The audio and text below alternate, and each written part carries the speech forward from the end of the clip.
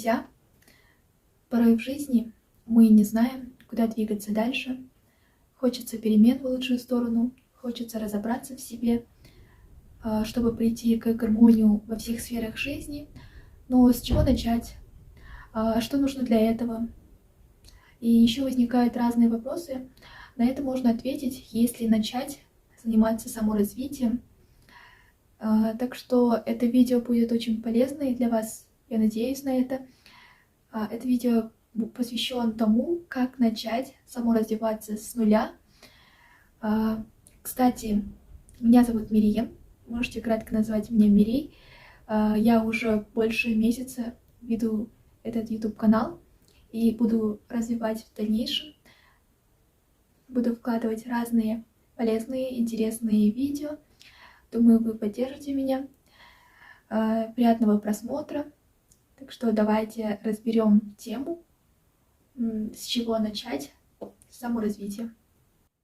Сперва мы должны понять смысл и ценность саморазвития, чем оно полезно, что нам дает и так далее. Во-первых, саморазвитие необходимо для каждого человека вне зависимости от того, девушка это или мужчина. И, во-первых, оно дает нам уверенности в себе.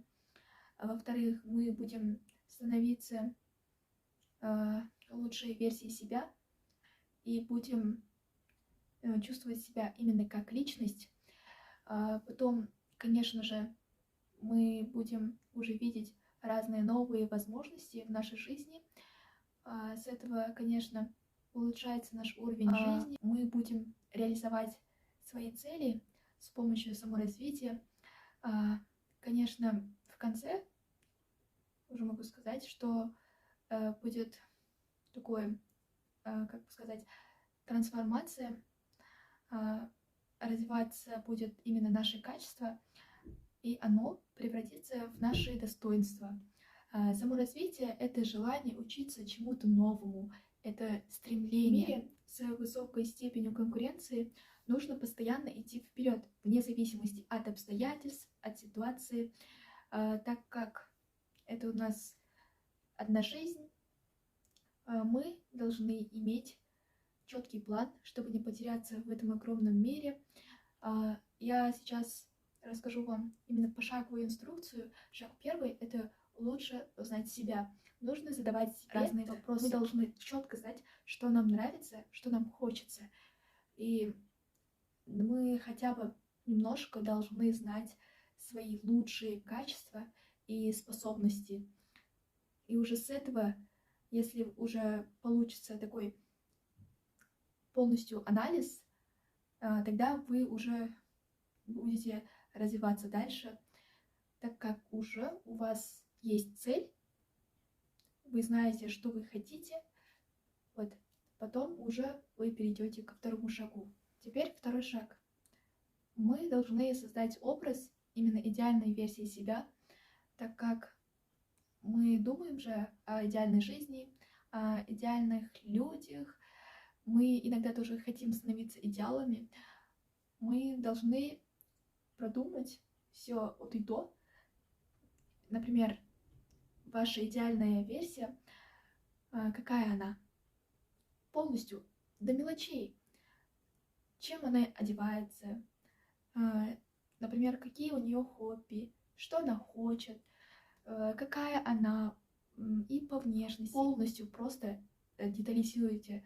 Потом уже после этого у вас как-то будет появляться еще желание, мотивация развиваться и в дальнейшем. Теперь перейдем к третьему шагу. Третий шаг — это у нас начать читать книги именно по саморазвитию, по психологии.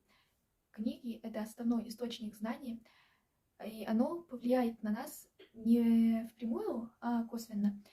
Потому что мы, когда читаем, вот, мы увлекаемся, мы хотим понять суть и основную мысль этой книги. Мы уже будем самостоятельно как-то обучаться чему-то новому. Мы получим разные полезные инсайты, советы. Например, когда-то мы думали о чем-то, но не могли найти ответ на этот вопрос, и потом как-то читаем какую-то книгу, и там мы можем найти ответы на те вопросы, которые мы как-то не могли ответить.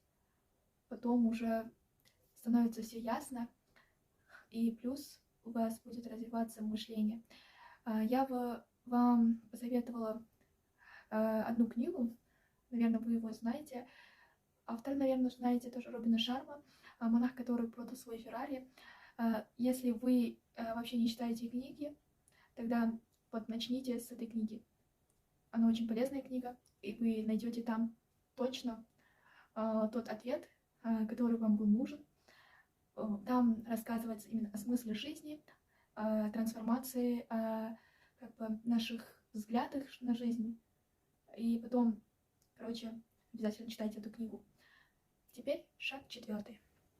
4 шаг – это у нас составление списка целей, планов и желаний.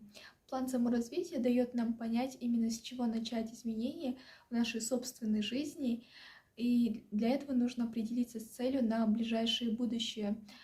Задуманное необходимо должно быть именно реальным. Оно может быть масштабным, но лучше начинайте с простых маленьких задач, которые вы можете выполнить за, например, короткое время, за неделю, например, или за месяц. Потом желательно отдельно завести свой ежедневник, в который вы будете выписывать свои планы, цели, ежедневные дела. Именно записывайте такие важные дела, и потом дедлайн поставьте, но не совершайте одну ошибку. Например, просто записывать максимально, например, 20 дел, не нужно этого делать вообще. Просто запишите 5-10 дел, и которые вы можете, например, успеть за один день.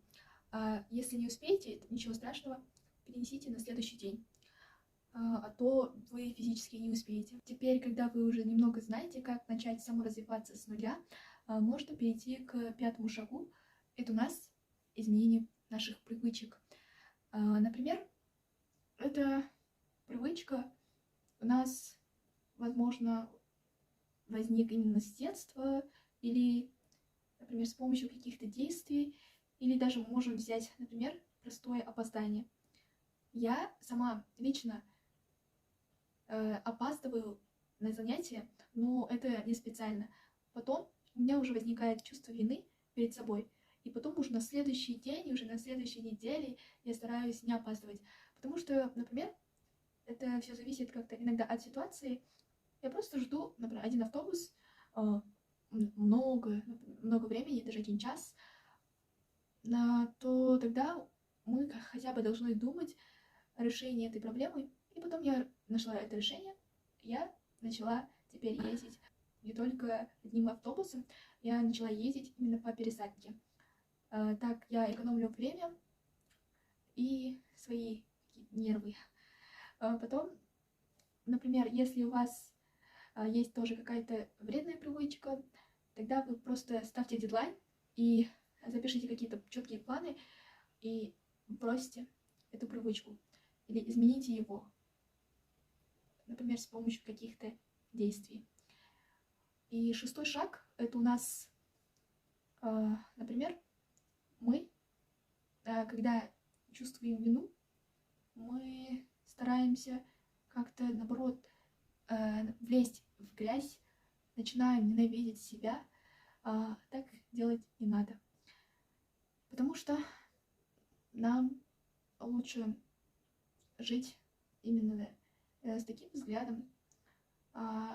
Иногда нужно жить пофигистом, потому что жизнь у нас одна, и бывают разные случаи, ситуации. Просто не думайте о них и старайтесь любить себя.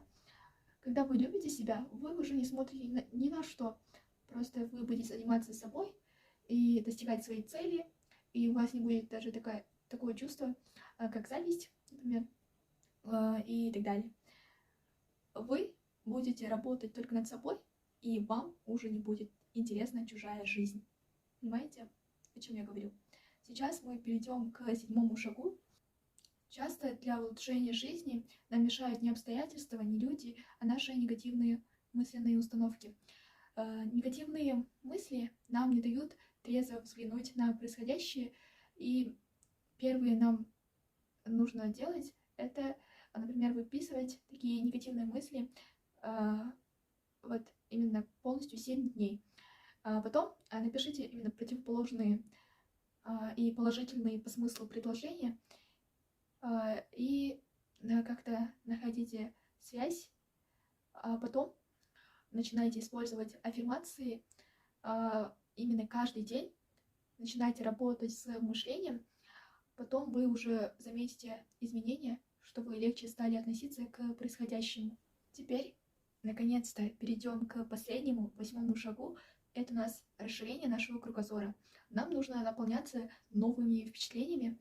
Энергию дает нам именно новые впечатления. Например, это может быть поход в театр на новый спектакль, или на выставку, в кино даже, на новое кино, на новый фильм. И потом, или необычный вид спорта, которым вы никогда не занимались. Вы должны пробовать что-то новое. Вы не узнаете, что по-настоящему вам нравится, пока не проверите. В заключение хочу сказать, теперь вы знаете, как начать саморазвиваться с нуля. Можете переходить к действиям, которые я рассказала. Надеюсь, что этот путь принесет вам много счастья и радости. Просто будьте открыты к этому миру и будьте счастливы. Надеюсь, что этот путь откроет удивительные новые возможности. Поставьте лайк на это видео, я очень старалась. И в комментариях напишите свои истории саморазвития или несколько советов начинающим в этом деле. Всем пока-пока, целую.